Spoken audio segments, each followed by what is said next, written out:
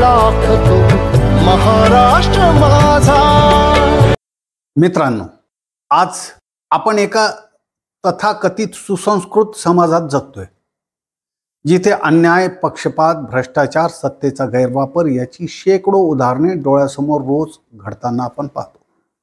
न्यायालयाचे दरवाजे अनेकदा पैशानेच उघडतात आणि गरीब माणूस हक्कापासून वंचित राहतो। प्रश्न असा पडतो की हा अन्याय थांबविण्याचा मार्ग कोणता?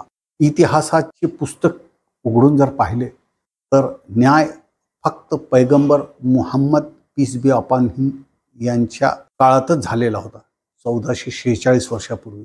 आजही तो आदर्श मानला जातो। एकदा एका स्त्रीने चोरी केली, लोक म्हणाले ती प्रतिष्ठित कुळातली आहे, तिला वाचवा। पैगंबरांनी सांगितलं, जर माझी मुलगी फातिमा देखील चोरी करेल तर तिच्यावरही तीच शिक्षा लावली जाईल जी शरीयत मध्ये आहे। आज आपण कायदा किती पाळतो? कायदा सामान्यांसाठी एक आहे, बलवानांसाठी एक आहे, सत्ताधाऱ्यांसाठी एक आहे, मोठ्या लोकांसाठी। त्यांची सुनावण्या लवकर होतात, गरिबांच्या होत नाही।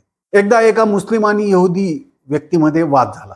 लोकांना अपेक्षा होती की निकाल मुस्लिमाच्या बाजूने लागेल, पण पुरावे ज्यू माणसाच्या बाजूने होते।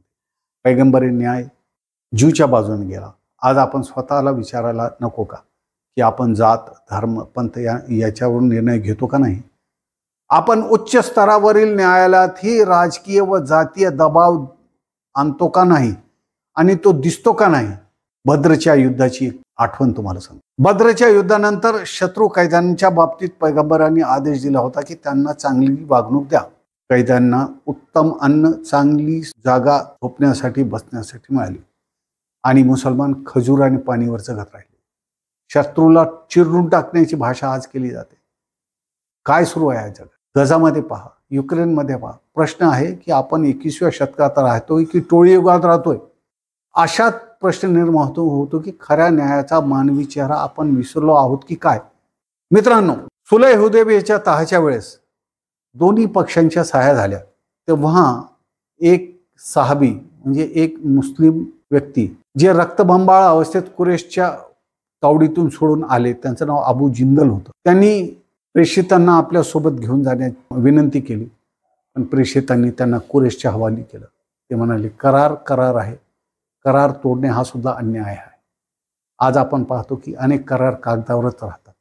पैगंबराचा न्याय हा केवळ इतिहासाचा विषय नाही, तर तो आपल्या आजच्या नव्हे तर प्रलयाच्या दिवसापर्यंत येणाऱ्या समाजासाठी मार्गदर्शक आहे।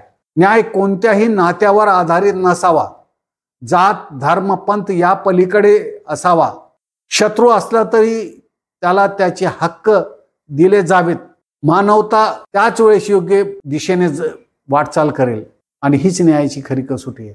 अशा वेळेस शेवटचा जो प्रश्न उरतो तो म्हणजे आपण स्वतःला सभ्य समजून खोटं बोलतोय, खोट्या साक्षी देतोय, आपसात भेदभाव करतोय।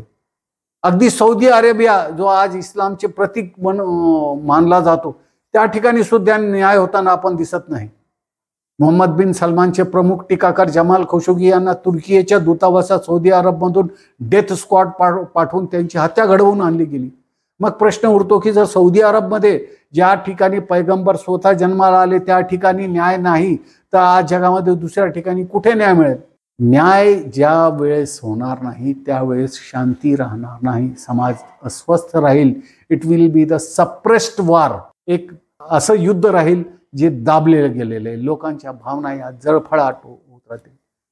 शेतकऱ्यांची सुनावणी होती, गरिबांची सुनावणी होत नाही। शेतकरी हत्यांकडे लक्ष दिलं जात नाही आणि मोठ्या लोकांचे खटले आले तर रात्री अर्ध्या रात्री सुद्धा त्याची सुनावणी होते। अनेकांना न्याय मिळतो, अनेकांना मिळत नाही। न्याय तर सोडा, जमानती मिळत नाहीत, अशी अवस्था आहे। तर मित्रांनो, या देशाला महान बनवायचं असेल तर न्याय करा, न्याय करा आणि न्याय करा आणि न्यायासाठी उभे राहा, तरच हा देश महान बनू शकेल। माझ्या या विश्लेषणावर जरूर विचार करा। जय हिंद।